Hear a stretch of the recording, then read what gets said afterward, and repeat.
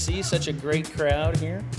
Armando Valdez is a sixth-generation Colorado native, and that's important because I'm a fourth-generation Colorado native, and he upstaged me already before we even started. So I'm very proud to announce he's going to speak with us tonight. He's the USDA regional representative for about 3 more hours, and then he's returning to the education system at CSU Pueblo, but I'll let him tell you the whole story. Welcome. Thank you. Thank you, Rob.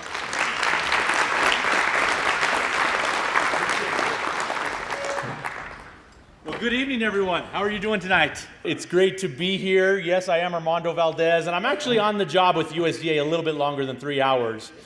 The 3 hours was only if Congress didn't do their job and didn't pass a budget, which they did not pass a budget, but they gave us a continuing resolution until March 1st and March 8th. So that does keep me on the payroll, and it does keep me working and serving all of you, the American people, for at least another week and a half, because not because of USDA, but because if you've heard the rumors are true. I am the new president at CSU Pueblo. So if there's any Thunderwolves in here,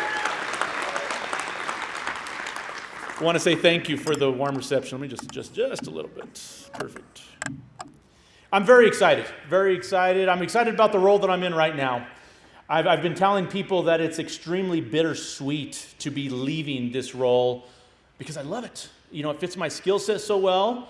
I'm passionate about working in rural communities. I'm from a rural community. I'm just over the mountains in the San Luis Valley in a little community called Capulin. It means chokecherry in Spanish. I farm and ranch there, so I live right on the Alamosa River, so I'm not in an actual municipality. We raise cattle, we raise sheep, small grains, hay. Been lifelong farmer, rancher, 6th generation on my mom's side, 5 generations on my dad's side, and so very proud of what we've built here in Colorado as a community, and very much want to see that continuation of going forth and continuing to build for a community and be very successful. When I spoke with Rob last week, I think it was, we had a conversation. He told me the theme for FEDC for this year, and it's more for 24. And we're going to seek more for 24, but beyond 24 and beyond the more, or maybe more and more, whatever that might be. And so I think that's a key part for all of you to keep in mind collectively. How do we really seek all that opportunity together? And there's tremendous opportunity together. But first of all, I wanted to thank Fremont Economic Development Corporation for the invitation tonight, especially Rob and Diana, who have been great partners for USDA and great partners for me personally. And you've participated with so many of our programs. I feel bad that this is the first time that I've been here in person really to be able to talk about and engage with them, because you're one of our most progressive economic development partners that we have around the state. And I want to thank you for that, because the investment that's coming into Fremont County and into these rural communities of southern Colorado, which I'm very passionate about, is exceptional. And you're truly a model for all other rural communities. So I told you a little bit about my background, born and raised in the San Luis Valley, and I think that's valuable that I can show up with that type of perspective. I think it really diffuses a lot of individuals when I tell them I'm from the San Luis Valley, because they know I'm not just someone from the government saying I'm here to help, and not knowing who they are, or not knowing what their challenges are, or trying to tell them what to do. If there's one thing that I can say about USDA rural development, and really a lot of USDA, because we have this unique footprint across the country in rural communities that no other federal agency has. Whether it's rural development or Farm Service Agency or NRCS, the people that are working at these agencies live in your communities. They live, they work, they have their children there. So they understand and know it. And so that's what I brought to this role, or still bring to this role, at least for 3 more hours, is that empathy of understanding the challenges that you have in a rural community, the challenges that are in a limited resource community, and the challenges of sometimes being neglected and not even knowing where you're at. I mean, I tell people that I'm from southern Colorado, and they tell me, oh, you're down near Springs. And I'd have to educate them that there's a whole lot more of southern Colorado beyond Colorado Springs, especially in the San Luis Valley, where I'm very proud to be from. Farming and ranching have been part of my lifeblood. Not only is it part of my economics, it's part of my lifestyle and part of my heritage. And so very proud of that wherever I go, that there's a farming and ranching connection to all these rural communities. I want to see agricultural lifestyle and rural lifestyle thrive. It's absolutely essential to our society and to our civilization that is the soul of what brings us a quality, safe food supply, fiber source, and where the majority of our energy is produced. And people have to remember that. They sometimes don't think about it because, again, we produce all those things in such ample amounts that they don't have to think about it. If there was anything during the pandemic that I thought was important, is that people kind of had to think about it for a second. You know, the supply chain was disrupted, and they actually were impacted in ways they had never been before. I mean, we live in the greatest nation in the world. Great nation, you know, with giving that pledge before, when it talks about that, you know, we are indivisible, strong, connected, collective people. That's powerful. But we've also made things very, very easy. You walk into a grocery store and you see the spread that they have in every different direction. You got about 10, 12, 20 different options for almost anything you want to buy. And that's not always the case, I know, in a rural community. I love supporting our local markets. And you don't maybe have the same selection, but you still got a lot of selection. I walk into my little grocery store. It's a tiny, you know, we're in a little community, La Jara. And you walk in and you still have options. You still have selection. And that's something to think about. Sometimes we take for granted, or some things we need to sometimes tell our story from rural communities, that there's economic development that happens here too. And there's more for 24 that needs to continue to happen going forward. I've always had an entrepreneurial mindset, probably since about age 12. I was always trying to have some type of side hustle, you know, whether it was in junior high, high school, whatever it was. If I could make a buck off of one of my classmates or friends, I was going to try to do so. And so that's carried over to my economic development and my approach to want to grow and do more from a business side. But it's shifted a little bit. Before, when it was about making that dollar, it shifted into, how does this benefit my community? It's shifted to that if I gain a benefit from it, I want to see how also it helps my community gain a benefit from it. And all of the business owners who are in here, all of the lenders who are in here, all of the nonprofits who might be here, all of the community partners and local government that's in here, that's what you're doing. You're creating that significant benefit for somebody else in your community. And again, they take it for granted, and they may not realize what you're doing. But the people who are here tonight, you know what that benefit is. And you know how that pushes forward to create a better community, a better environment for not only yourself, but for the ones that are around you who are taking it for granted and don't know. So if there's anyone that needs a round of applause, it's all of you, because you guys believe it and you guys know it.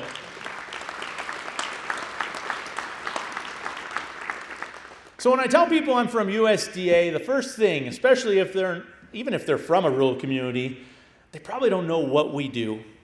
They think about meat inspection, food grading, and we do those things too. Don't get me wrong, but we do that and so much more.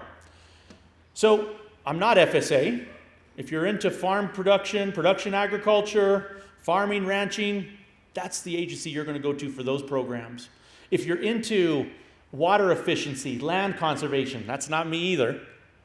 You're going to go to NRCS for that. But if you're into anything else in your rural community, that's where I'm going to put my hand up and say that's us. We cover a full spectrum that includes everything from affordable housing. We probably got the best affordable housing programs that you can find anywhere, not just in rural communities, but anywhere. But they're only eligible for rural communities. They're eligible for communities that are 50,000 or less is our definition of rural, which is, I think, all of Fremont County, right? And every place that's here, be proud of that. Those are exceptional communities to be from. You don't have to be from a community larger than 50,000 to have an impact or to make a difference. So affordable housing, one of our key programs. Work with great partners. I know Chaff is over here, DOLA, Division of Housing is over here. We work in a lot of that same space, and it takes that village to bring together those partners to make things happen. Housing, biggest need for all of Colorado, but also especially rural Colorado. And I'm sure it's the same case right here in Fremont County. You probably struggle with a housing supply. It's not that there aren't resources for people to gain housing. There's no houses for them. What are they going to do? So we're trying to find ways to be innovative to get housing available to our most vulnerable populations. Okay. The next one, we get involved with community infrastructure, water systems, high-speed internet, electrification, renewable energy. That's part of our portfolio at Rural Development. So many different programs that you have available that focus on community infrastructure. On your table, you may see one of these little cards like this. Take it. If you need an extra one, come grab it. On the back is a QR code. That QR code, for those of you that are technology savvy, you got to get there, people. So we're going to get everyone to get out their camera and just take a picture of that. It's going to show you this amazing matrix that shows all of our different programs, who's eligible, and what it applies to. Look at that. I encourage you to take it home, share it with a neighbor, share it with a friend, share it with a family member. There's a program in there that I know that can serve your community. So affordable housing, community infrastructure, and now where we're going to get to the more for 24 for Fremont County in our business development and economic development section. We've got 20 programs that focus on economic development. And again, as I mentioned before, FEDC has been that prime partner to engage with a lot of those programs. You've been recipients of our rural business development grants. And I'm bringing that up now because this is our most flexible dollars we have within USDA. If it's remotely related to economic development, go for it. Get it. There's no limit to what you can ask for, and it's a grant and loan program. I bring up grant first because that's where everyone wants to start, and that's a good place to start. Start with the grants. And guess what? I think FEDC has had 3 of them at least within the last 5-10 years, maybe more. And doing so many different things from incubation centers to re-lending programs that are available. They are flexible with what you can do to support that development in economic development in local communities. The other part that FEDC has participated in is in our distance learning technology program, grants. Got that grant. I think I just heard from someone. They're just finishing that up to get the reimbursement for it right now. Great program. And again, those are grant dollars. Again, the American people's investment into rural communities because they want to see robust, thriving communities. And I'm a political appointee of the Biden-Harris administration. And I know that sometimes leads people to say, oh gosh, what are you doing here? I'm saying it because I wouldn't have taken this job if it didn't mean that we weren't investing in all of rural communities in rural Colorado. I want to see those investments come to those rural communities. But what FEDC has done is brought that investment, again, of the American people, to Fremont County. And that's important for you to recognize, that there are champions here and individuals who are wanting to find ways and pathways to grow opportunity for today, more for 24, but the generations going forward. I think that's impactful. And the newest program that I'm so happy to highlight is the Meat and Poultry Intermediary Lending Program. $10 million that Fremont County gets to, or Fremont Economic Development Corporation not only gets to serve Fremont County, but the entire state. So I've been going on this around the state, putting FEDC on the map to say, you want help? You want to make an opportunity and impact in your community? You want to develop a local regional food system that's centered around meat products? And I'm a livestock producer. Told you about those 400 head of cows, 400 head of sheep. No chickens, though, so no poultry. I'm passionate about seeing more local regional food systems and access, know your farmer, know your food programs. That's what that MPILP, Meat and Poultry Intermediary Lending Program does. And it starts right here. Congratulations on that. That's big.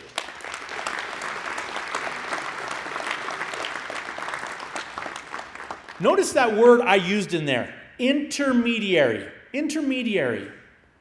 We have a lot of these programs that are eligible applicants, and that's a key word to know. Who's eligible for these programs? Again, that matrix is going to tell you who's eligible. Intermediaries are key to that. Because what it does is it helps to wash some of that regulation. Not all of it, we're still the federal government, okay? Let's don't get crazy. It helps to wash some of that federal regulation to get these resources of that investment out into the community. It is so much easier to go to an intermediary like FEDC to be able to get access to capital. They can do their underwriting. They're like a lender. They're not. They are a lender. Not like. And yet they don't have to go through a lot of the cumbersome regulation that some lending institutions will. Now that doesn't mean that the lending institutions aren't valuable, because they are. The majority of the capital that are going to be in rural communities come from them. We are kind of just a kickstart. We are sometimes a bridge. We are sometimes the connector that are there.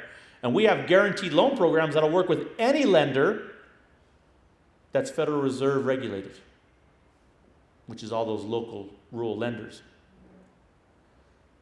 But having that intermediary there helps get somebody started, especially those entities or individuals who don't have the credit profile that are going to qualify by going to a traditional lender.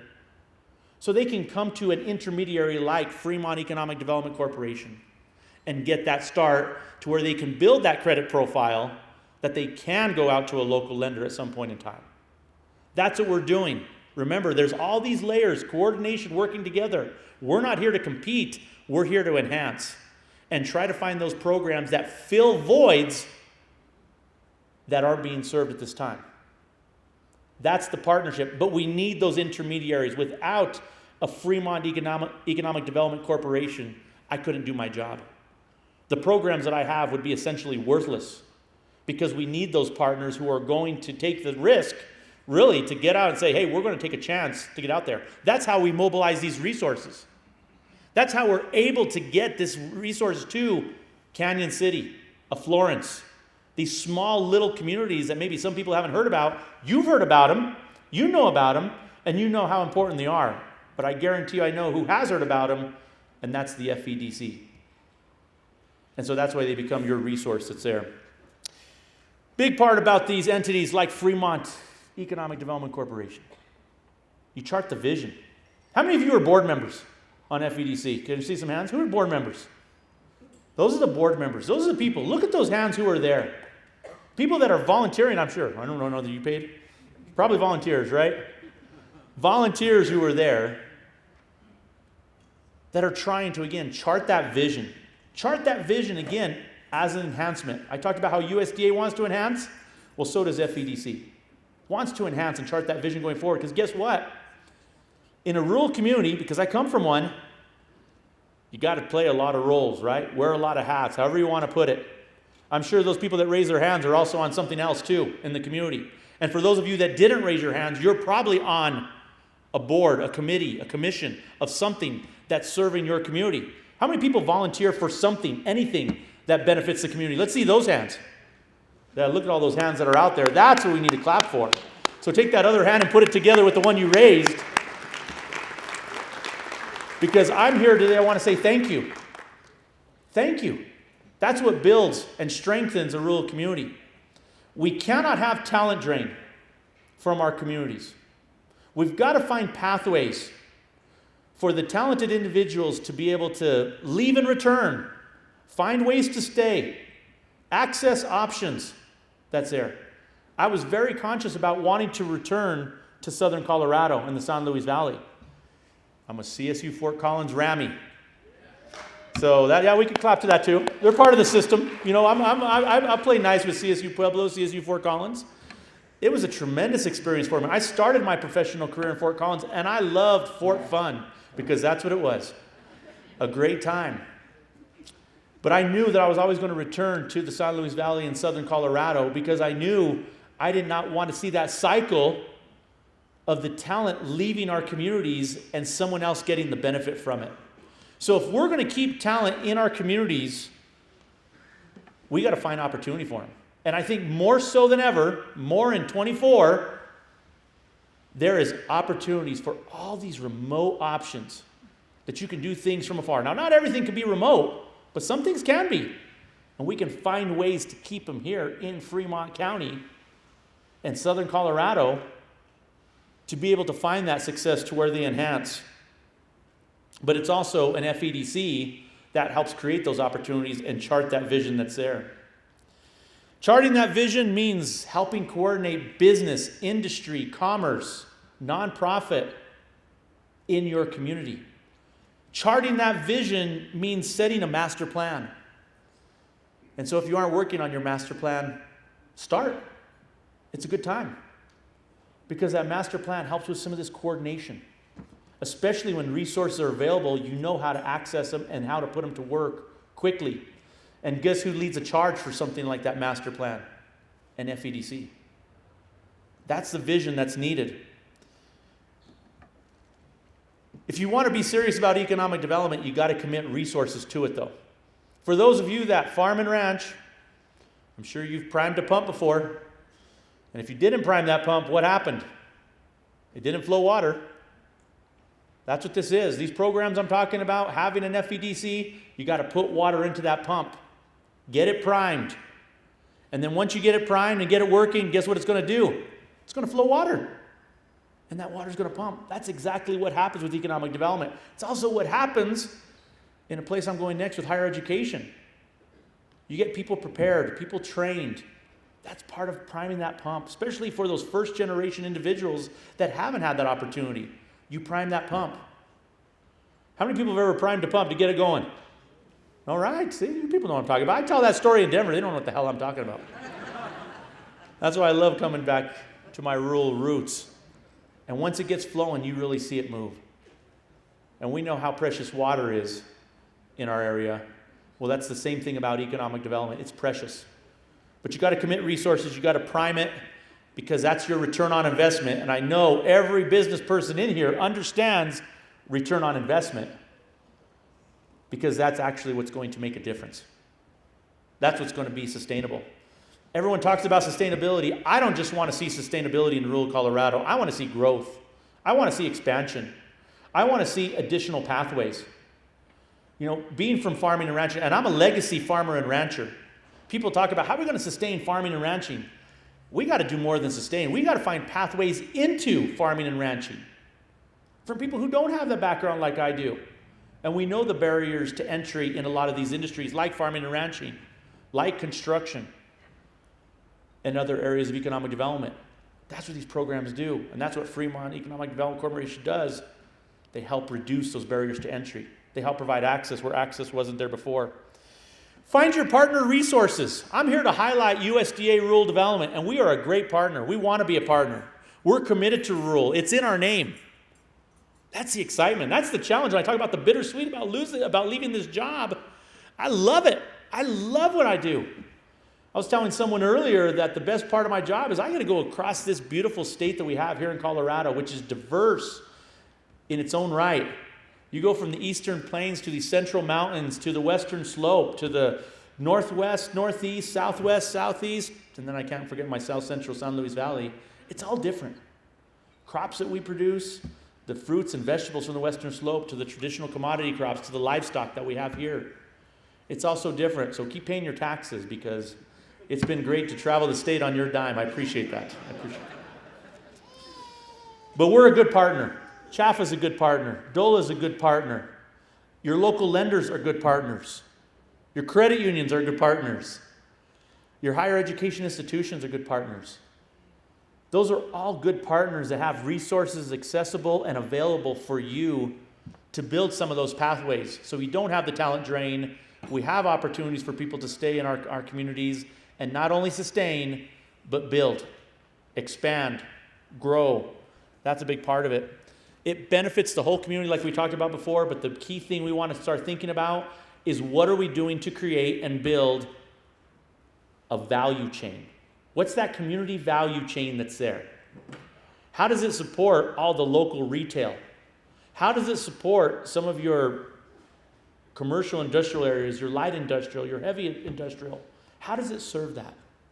Having people there helps that. Support your school districts. supports your faith institutions. All of that is what builds a community, right?